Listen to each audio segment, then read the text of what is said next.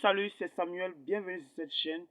L'extrait que vous allez suivre tout à l'heure, c'est un extrait du regretté mémoire Martinez Zogo qui parle du ministère de l'eau et de l'énergie au Cameroun. Je voudrais vous dire quelque chose qui est très important. Moi, Martinez Zogo, je suis un investigateur de première classe. Je ne ramasse pas mes informations dans les poubelles, pas du tout. Mes informations, pour la plupart, je les ramasse là où vous travaillez. Donc, pour les quelques informations que j'ai de vous, je les ai ramassées là où vous travaillez. Ce qu'il faut également savoir, quand vous étiez directeur général de la SCDP, il s'est passé des choses là-bas qui, à un moment donné, ont même fait les choux gras de la presse. J'en parlerai demain. Je reviendrai sur ces informations demain dans le cadre de l'émission Embouteillage. Politiquement, je ne voudrais pas tout de suite vous entraîner dans le champ politique. Je le ferai certainement dans la semaine. Mais je voudrais tout simplement rester dans le cadre purement administratif de la fonction que vous occupez aujourd'hui et qui, à la vérité, commence à déranger plus d'une personne.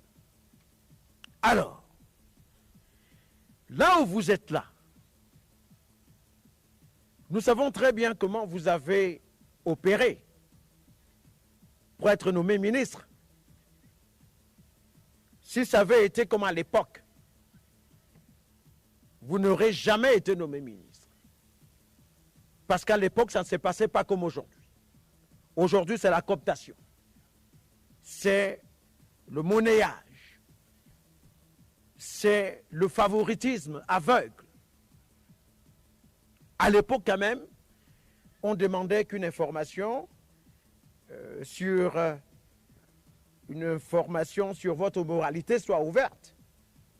On mettait les services des renseignements sur vous et qui rapportaient naturellement en haut lieu les informations nécessaires sur votre profil, sur votre qualité de fonctionnaire, sur ce que vous savez faire ou pas, sur votre comportement. Il y avait donc en général une sorte d'enquête de moralité qui était faite au préalable, avant. Aujourd'hui, on ne sait pas comment les gens opèrent pour devenir ministre. Être nommé ministre aujourd'hui au Cameroun ne surprend plus personne. Parce qu'au Cameroun, du jour au lendemain, tout le monde peut être nommé ministre.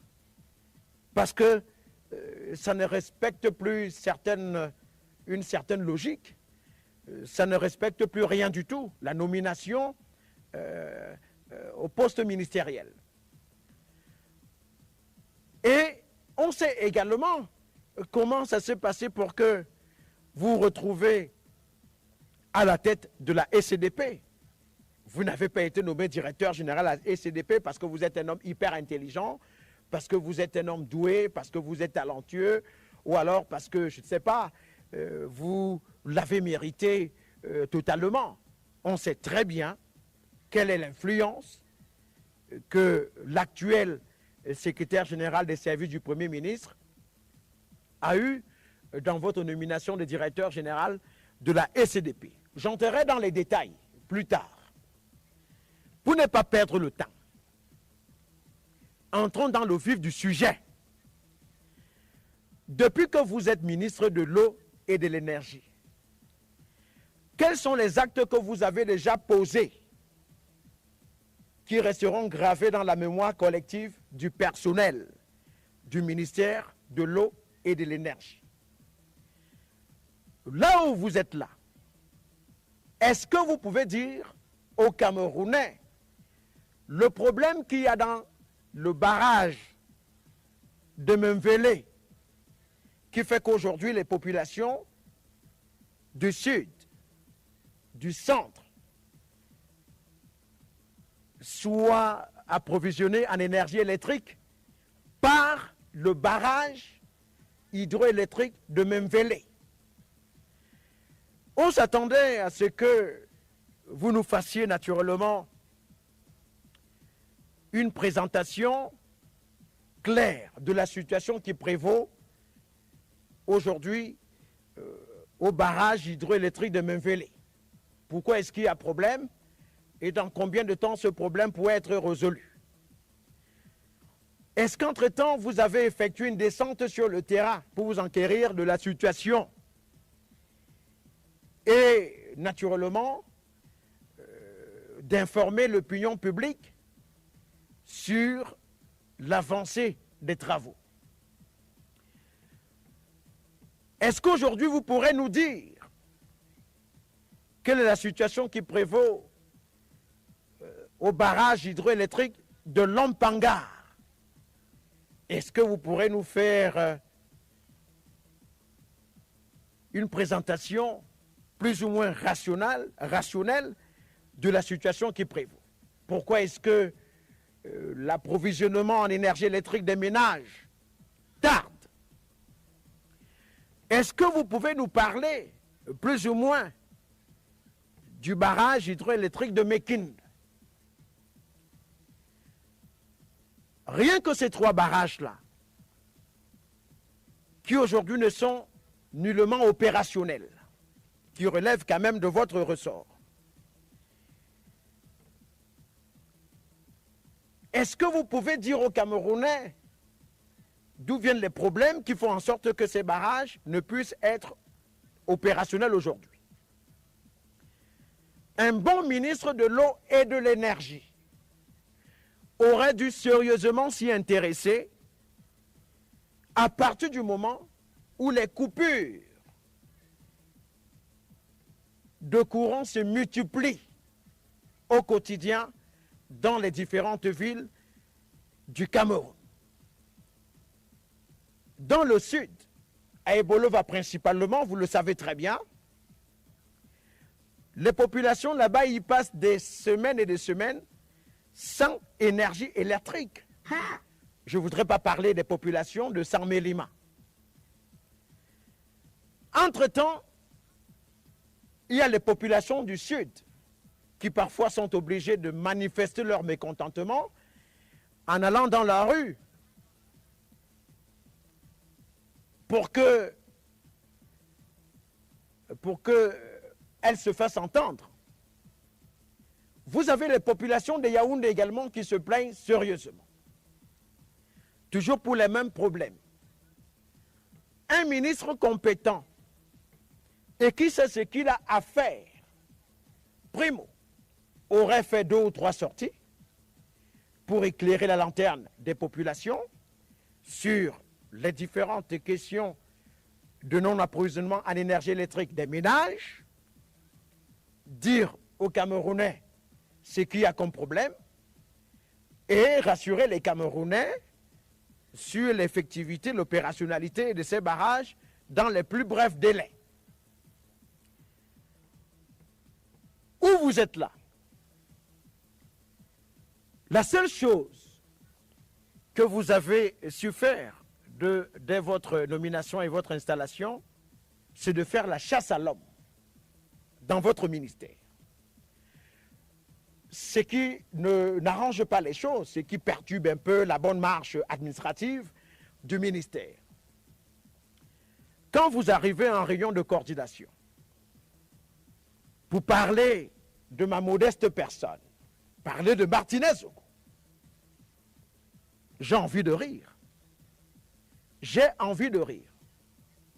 L'émission Embouteillage est présentée par moi. Et je la présente sans bord. 5 bords. Tout est dans la tête. Tout est dans la tête et bien assimilé. Il faut bien me comprendre. Hein? Parce que vous n'avez pas passé un concours pour devenir ministre. Vous avez été nommé par le président de la République. vous avez été nommé par le président de la République, proposé par quelques personnes dont vous en vantez aujourd'hui d'être très proches. L'incompétence dont je parle résulte naturellement de votre incapacité à gérer certains dossiers en urgence qui sont attendus par les différents responsables des sociétés sous votre tutelle, notamment la Sonatrel et une autre société dont les relations avec le directeur restent un petit peu compliquées. Quelles sont les relations que vous entretenez avec votre secrétaire général? Les relations que vous entretenez avec votre secrétaire général. Si je m'en tiens aux informations qui m'ont été rapportées, moi, Zogo Martinez, elles ne sont pas bonnes. Vrai ou faux? Là où vous êtes là, ce que le président attend de vous, c'est d'être un serviteur.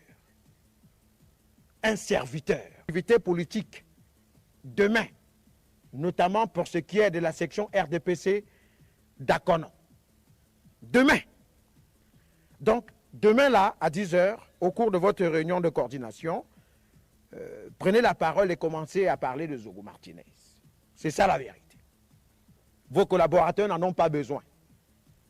Ils veulent qu'au cours d'une réunion de coordination, que vous leur disiez exactement ce qu'ils ont à faire, que vous travaillez sur le plan technique, et encore qu'il y a beaucoup qui disent que sur le plan technique, vraiment ils préfèrent manipuler leur téléphone que de vous écouter. De toute façon, on va passer l'éponge, rendez-vous. Que pensez-vous de cet extrait que vous venez d'écouter? Si vous avez aimé, likez, mettez un commentaire et proposez de nouvelles vidéos. Si vous voulez encore plus d'extraits, je vous enverrai autant qu'il faudra. J'en ai massivement. J'attends vos commentaires en bas. Oh la miséricorde, ah sa miséricorde, oh la